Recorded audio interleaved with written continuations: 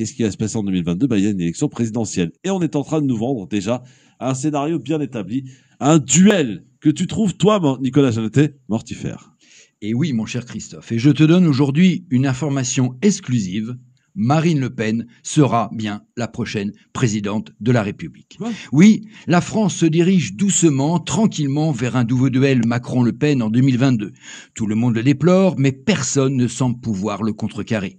Les autres challengers sont pour l'instant repoussés, loin derrière, et peinent à trouver le point d'ouverture dans la bataille préférée des Français, qu'est la présidentielle. Une élection probablement usée, mais que tout le monde attend avec impatience et qui oblige, et je le regrette, c'est l'article 7 de notre Constitution, qui oblige une finale en duel, c'est le principe de la bipolarité de notre présidentielle. Et au vu des sondages, le scénario de ce duel semble écrit d'avance, Macron-Le Pen, Le Pen-Macron. On a beau se réconforter en se disant que ces sondages ne sont qu'une photographie à l'instant T, que la marge d'erreur existe toujours. On a beau se réconforter en écoutant les autres prétentes droites, de gauche ou écologistes, nous dire qu'une élection présidentielle, c'est avant tout une campagne et sa dynamique qu'elle peut entraîner sur son passage. Oui. Aujourd'hui, après 3 années de bouleversement, après la crise des Gilets jaunes, les grèves dures contre la réforme des retraites, et puis la Covid et sa gestion catastrophique, eh bien rien. Tout semble revenir comme en 2017, Macron-Le Pen ou Le Pen-Macron. Attention, cela ne veut pas dire pour autant que les Français attendent cet affrontement. Au contraire, ils sont 70% à ne pas le souhaiter. Mais comme disent certains politologues, la nature a horreur du vide. Comme il n'y a toujours pas de candidat déclaré officiel en face Marine Le Pen, excepté Jean-Luc Mélenchon, et que, comme je le répète, la nature a horreur du vide, les Français choisissent naturellement et par défaut celui qui est en place, Emmanuel Macron, pour affronter Marine Le Pen. Alors, la recette Macron pour gagner a-t-elle changé depuis 2017 ? Oh, tellement peu. Le premier ingrédient, lui, n'a pas changé. Faire de l'épouvantail Le Pen l'adversaire idéal contre le progressiste Macron. C'est ce qu'il avait tenté lors des européennes de 2019, loupé. La liste RN était arrivée en tête, certes à 1 point devant la liste macroniste. Mais depuis, Marine Le Pen a encore fait du chemin. Elle tente de s'extraire du club des infréquentables et mène une opposition plus mesurée qu'au début du quinquennat, même si elle sait que son débat raté du 2e tour va bien sûr refaire surface. Elle compte en fait de plus en plus sur le vote populaire d'une France paupérisée suite à la crise sanitaire. Deuxième ingrédient, à la recette Macron, continuer à diviser la gauche. Et là, on peut dire que la sauce continue de prendre. Peut-être moins obsédée par la culture du chef que ses adversaires, la gauche s'est empêtrée dans le débat d'idées et surtout est incapable d'en faire une synthèse. Plus récemment, en défendant les fameuses réunions non mixtes pour contrer le privilège blanc, la gauche a même perdu la bataille culturelle et fait perdre la tête à son électorat. Même un candidat d'une improbable alliance entre toutes les gauches, PS, Insoumis, Verts et communistes, ne frôle pour l'instant que les 15%, ce qui les mettrait en 4e position.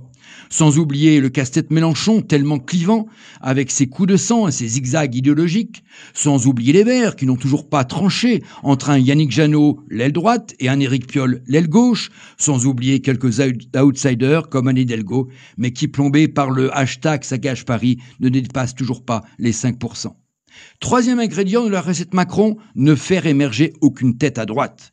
Coincé entre Marine Le Pen d'un côté et Emmanuel Macron de l'autre, le parti républicain semble marcher dans ce quinquennat comme un canard boiteux à la recherche d'une incarnation, mais toujours avec le crache-fillon dans toutes les têtes. Primaire, pas primaire, après avoir rêvé d'un François Baroin en homme prévidentiel qui aurait pu mettre tout le monde d'accord, le parti attend sagement le résultat des élections régionales, d'où pourrait sortir un candidat, un certain Xavier Bertrand, une certaine Valérie Pécresse.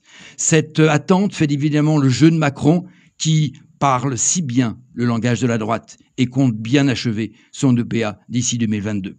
Dernier fait en date, l'envoi de Dupond-Moretti dans la campagne des Hauts-de-Seine, dont le soi-disant but de combattre l'extrême droite, mais surtout dans le but de coincer Xavier Bertrand, obligé au 2e tour de s'allier avec la liste Macron pour garder la région.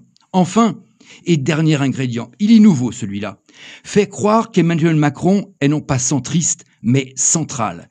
Cela vous paraît peut-être risible, mais aujourd'hui, tout est fait pour à la fois gommer le « en même temps », c'est loupé, qui avait permis son élection en 2019, devenu aujourd'hui un boulet, et donc partir plutôt à fond à gauche, mais aussi à fond à droite. À fond à gauche, mais c'est loupé aussi, avec le référendum sur le climat. À fond à droite, avec son virage sécuritaire, dont on voit bien qu'il n'est pas dans son ADN. Oui, à fond à gauche et à fond à droite, pour en fait rester au centre du jeu. En fait, cela s'appelle tout simplement du marketing électoral. Sauf qu'à ce jeu-là, Christophe, lors d'un deuxième tour, Macron-Le Pen, Macron risque de lasser, de fatiguer l'électorat traditionnel de gauche et de droite qui, au lieu d'aller voter, ira à la plage et fera à travers cette forte abstention le jeu de Marine Le Pen qui, je dois l'avouer, n'a jamais été aussi proche du pouvoir. Merci Nicolas. Très très bien écrit. Bravo Nicolas, bravo. Bravo.